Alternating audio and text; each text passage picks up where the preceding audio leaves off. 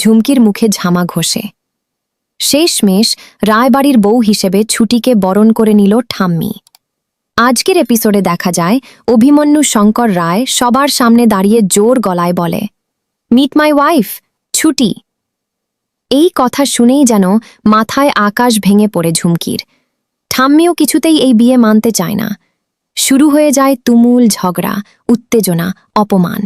হিরণময় রাগে ফেটে পড়ে বলে, আমি ভাবতেই পারিনি অভিমন্যু এমন কাজ করবে। আমার মেয়ের কষ্টের জবাব তাকে দিতেই হবে। পরিস্থিতি এতটাই খারাপ হয়ে যায় যে ঠাম্মি অসুস্থ হয়ে পড়ে এবং অজ্ঞান হয়ে যায়। অভি দৌড়ে যায় ঠাম্মির কাছে। ছুটিও ছুটে এসে পানি দিয়ে তাকে সুস্থ করার চেষ্টা করে।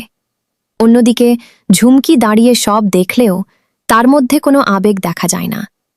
এটা দেখে অভির মা মনে মনে সন্দেহ করতে শুরু করে, যাকে আমরা পরি ভাবছি তার মধ্যে তো কোনো মায়া নেই। কিন্তু এই ছুটি যেন আমাদের আপন কেউ। কিছুক্ষণ পর ঠাম্মির জ্ঞান ফিরে আসে। অভি কাঁদতে কাঁদতে বলে, ঠাম্মি, আমি খারাপ মেয়েকে বিয়ে করিনি। আমি আমার ভালোবাসার মানুষকেই বিয়ে করেছি। অভির চোখে জল, মনে শুধু একটাই কথা, পরি, আমাকে মাফ করে দিস। ছুটির আচরণ দেখে ঠাম্মির মন ধীরে ধীরে নরম হয়ে যায়। সে ভাবতে থাকে, কেন এই মেয়েটাকে এত আপন মনে হচ্ছে? কেন মনে হচ্ছে এ আমার নিজের কেউ? অভি সিদ্ধান্ত নেয়, ঠাম্মি যতদিন না মানবে আমি এই বাড়িতে থাকব না। সে ছুটিকে নিয়ে চলে যেতে যায়। ঠিক তখনই ঠাম্মি চিৎকার করে বলে, দাঁড়াও!